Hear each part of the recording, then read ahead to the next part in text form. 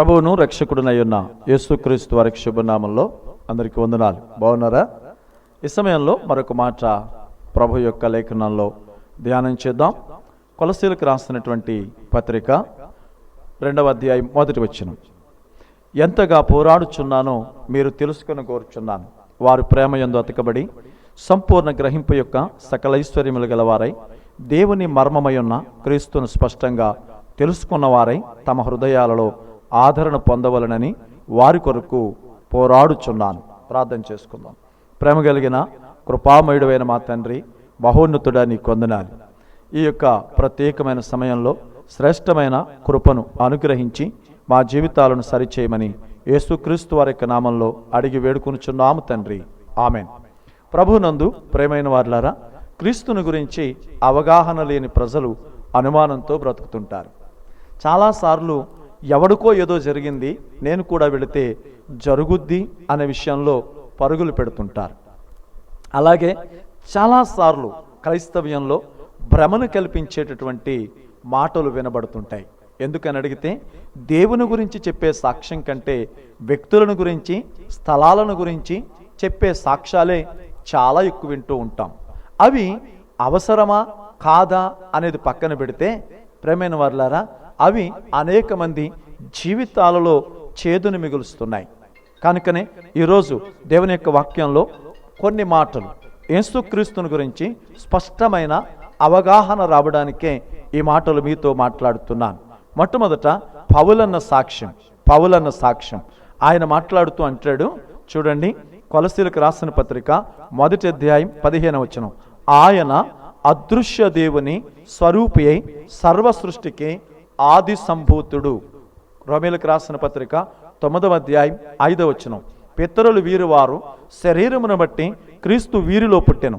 ఈయన సర్వాధికారి అయిన దేవుడయుండి నిరంతరము స్తోత్రార్హుడై ఉన్నాడు. అంటే పౌలన్న చెబుతున్న సాక్ష్యం, ఆయన సర్వాధికారి అయిన దేవుడు. యేసుక్రీస్తు ఎవరు అని అడిగితే సర్వాధికారి అయిన దేవుడు. ఆయన మత్తయి సువార్త ఆఖరి అధ్యాయంలో మాట్లాడుతూ ఇలా అన్నాడు, భూమి మీదను పరలోకమందును నాకు సర్వాధికారము ఇయ్యబడింది అని మాట్లాడాడు. నీకు అర్థమవుతుందా? భూమి పైనను ఆకాశము పైనను పరలోకమందును సర్వాధికారం అంటే ఆయనకు లోబడని సృష్టము ఒక్కటి కూడా అవనయందు లేదు అనే మాటని మీకు జ్ఞాపకం చేస్తున్నాను. ఈ మాటలు వింటున్న ప్రేమైన వారులారా, మీ జీవితాలలో ఆలోచన చేయండి. ఆయన ఎలాంటి వాడు అని అడిగితే సర్వాధికారి. ఆయన అధికారానికి కొన్ని ప్రాముఖ్యమైన విషయాలను మీకు జ్ఞాపకం చేస్తాను. ఆయన అధికారానికి కొన్ని ప్రాముఖ్యమైన విషయాలు జ్ఞాపకం చేస్తాను. లూకాసు వార్త 8వ అధ్యాయం 22.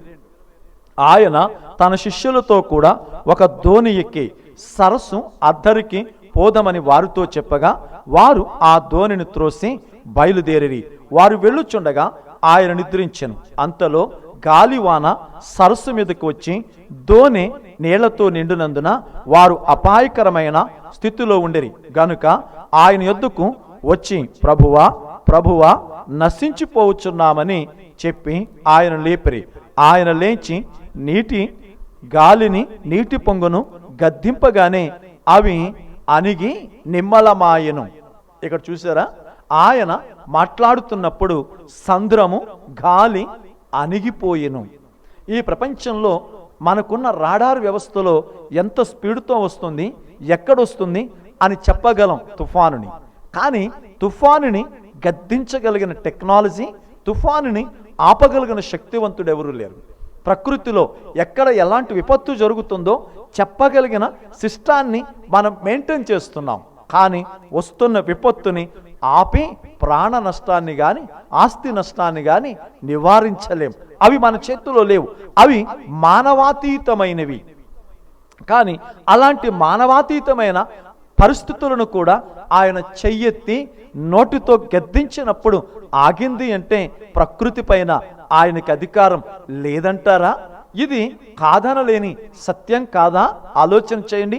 ఇర్మియా గ్రంథం 5వ అధ్యాయం 22వ వచనంలో ప్రవక్త చెబుతున్న మాట, సముద్రము దాటలేకుండానట్లు దాని తరంగములు ఎంత పొర్లెనను అవి ప్రబలలేక ఎంత ఘోషించెనను దానిని దాటలేక ఉండునట్లు నిత్య నిర్ణయము చేత దానిని ఇసుకను సరిహద్దుగా నియమించిన నాకు మీరు భయపడరా?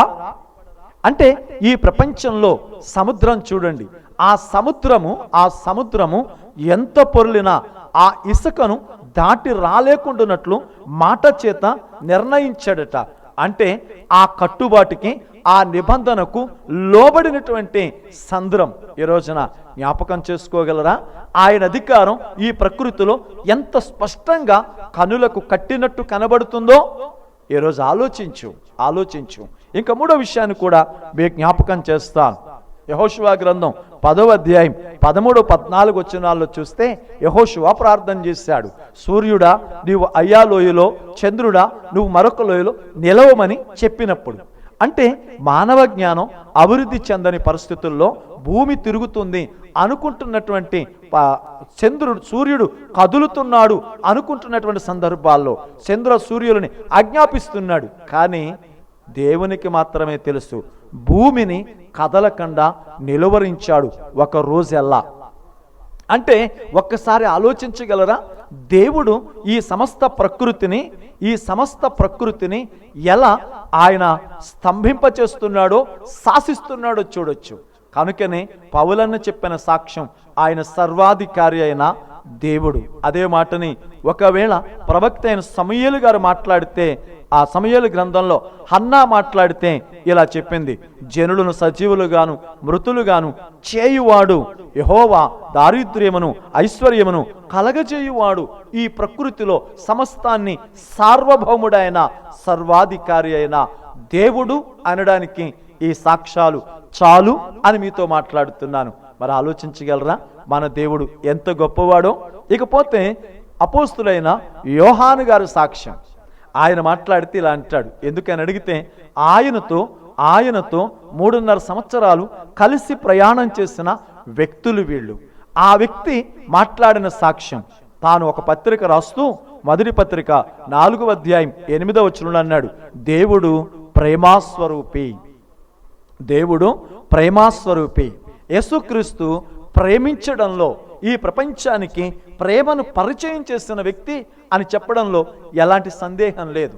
ఆయన ప్రేమ స్థాయిలను బట్టి కాదు, ఆయన ప్రేమ అర్హతలను బట్టి కాదు, ఆయన ప్రేమ మనుష్యులను.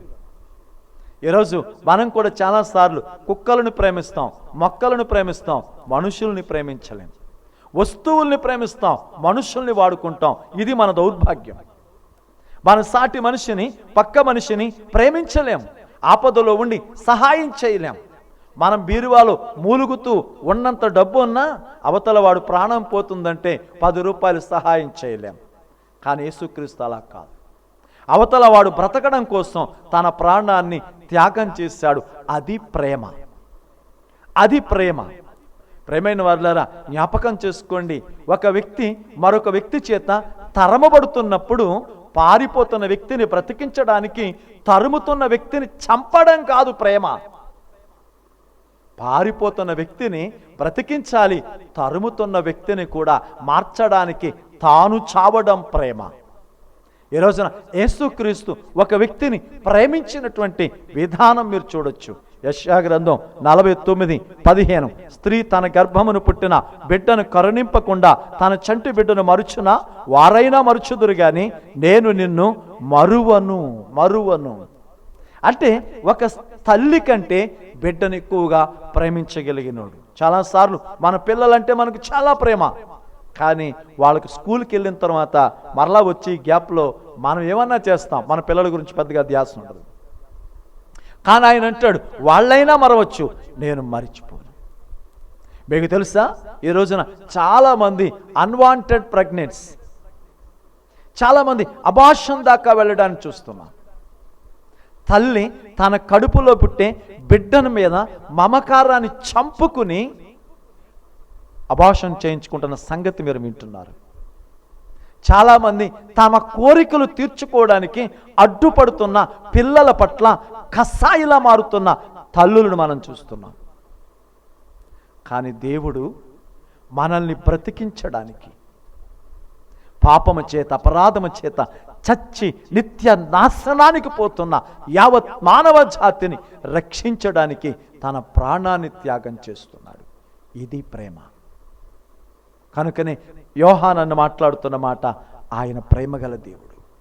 ఎలా ప్రేమిస్తున్నాడు? ఒక మాట మీకు చెప్పనా? యోహాను సువార్త 3వ అధ్యాయం 16వ వచనంలో, దేవుడు లోకమును ఎంతో ప్రేమించెను, ఎంతో ప్రేమించెను. అదే మాటని యిర్మీయా గ్రంథంలో 31వ అధ్యాయం 3వ వచనంలో చూడండి. నేను శాశ్వతమైన ప్రేమ చేత నేను నిన్ను ప్రేమించుచున్నాను. Is endless love. మార్పు లేని ప్రేమ. ఆయనది శాశ్వతమైన ప్రేమ, మార్పు లేని ప్రేమ. ఆయన మనల్ని ప్రేమించుచున్నాడు కనుక మనము లయము కాకుండా ఉన్నాం. ఆయన వాత్సల్యత చూపుతున్నాడు గనుక. మీకు తెలుసా, పాపము చేత పట్టబడిన ఒక స్త్రీ ఊరి ప్రజలంతా రాళ్ళేసి చావగొడుతూ గేలి చేస్తున్న వ్యక్తిని ఆయన మాటల చేత ఆదరించటమే కాదు, అమ్మా అని పిలిచిన ఆ ప్రేమను ఏమని చెప్పగలవు? ఊరి అవతల వ్యాధి చేత, కుష్టి వ్యాధి చేత చావు కోసం ఎదురు చూస్తున్న ఒక వ్యక్తిని హత్తుకున్న ప్రేమ. ఈ రోజున పాపముతో, శాపముతో, వ్యసనంతో నీరైపోతున్న వ్యక్తులని హత్తుకున్న ప్రేమ యేసుక్రీస్తు మాత్రమే. యేసుక్రీస్తు మాత్రమే. ఈ రోజున ఇంత ప్రేమ కలిగిన దేవుడు మరొకడు లేడు. ఆయన దేవుడు గనక ప్రేమను చూపిస్తున్నాడు. ప్రభునందు ప్రేమైన వారులారా, ఈ రోజున మరొక మాటను జ్ఞాపకం చేస్తున్నాను. ఇంకా పేతురు అన్న మాట్లాడితే ఇలా అన్నాడు, సర్వమెరిగిన దేవుడు. పేతురు గారు సాక్ష్యంలో ఆయన సర్వమెరిగిన దేవుడు. చూడండి, యోహాను శుభవార్త 21వ అధ్యాయం 17వ వచనం. మూడవసారి ఆయన యోహాను కుమారుడు అయిన సీమోను, నన్ను ప్రేమించుచున్నావా అని అతన్ని అడిగాను. నన్ను ప్రేమించుచున్నావా అని మూడవసారి తన్ను అడిగినందుకు పేతురు వ్యసనపడి, ప్రభువా, సమస్తమును ఎరిగినవాడు. ఆయన హృదయాలోచనలు ఎరిగిన దేవుడు. ఆయన హృదయాలోచనలు ఎరిగిన దేవుడు. ఆయన 4 గూళ్ళ అవతల నల్లని చీకటిలో 4 గోడల మధ్య నువ్వు వేసే చిందులు ఎరిగినోడు. నీవు హృదయపు యొక్క తలంపులు నెరిగినవాడు. ఆయన సర్వమెరిగినవాడు. కాబట్టి భూత భవిష్యత్ కాలాలను మన ఎదుట వివరించినవాడు. ఆయనే నిత్యత్వం నుంచి నిత్యత్వం దాకా వివరించినవాడు. పరిశుద్ధ గ్రంథంలో సృష్టి ఆరంభమే కాదు, సృష్టి అంతం కూడా ఉంది. చదివి అర్థం చేసుకోగలిగిన మేధస్సు మనకుంటే ఈ ప్రపంచం అంతటిని మనం అర్థం చేసుకోగలం. పరిశుద్ధ గ్రంథం ఒక దేశానికి, ఒక వ్యక్తికి, ఒక జాతికి సంబంధించింది కాదు. మన దేశం పేరు కూడా అందులో ఉందన్న సంగతి నీకు తెలుసా? ఈ రోజున ప్రభునందు ప్రేమైన వారులారా, ఆయన సర్వమెరిగిన దేవుడు. ఒకవేళ యాయీరుని అడిగితే ఆయన ఇలా అంటాడు, నువ్వు స్వస్థపరిచే దేవుడివి. ఒకవేళ సమరయ స్త్రీని అడిగితే ఇలా చెబుతుంది, నీవు రక్షించే దేవుడివి. ఒకవేళ సిలువలో దొంగని అడిగితే అంటాడు, అయ్యా, నీలాంటి శాంత స్వభావం కలిగిన వాడు, నీలాంటి ప్రేమ కలిగిన వాడు ఎవరున్నారు? ఈ రోజున ఆయన ఎలాంటి వాడో చూడు. నువ్వే స్థితిలో ఉన్నా నీ స్థితికి సరిపోయిన నిజమైన దేవుడు.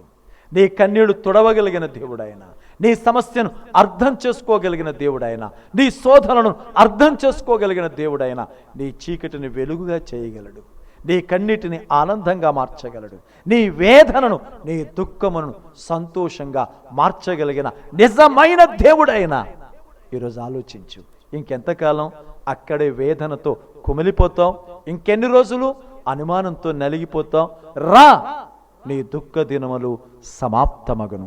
ప్రేమ నమ్మకము కలిగిన మా తండ్రి, మహోన్నతుడా, నీ వందనాలు నాయనా. నీ బిడ్డల పక్షంగా నీ గొప్ప కార్యం చేసి నాయన నీ బిడ్డల మనసులను నాయన నీ మాటల చేత నింపి నాయన నీ పట్ల ఒక అవగాహన కలిగించమని యేసుక్రీస్తు వారి నామములో అడిగి వేడుకొంచున్నాము తండ్రి. ఆమేన్.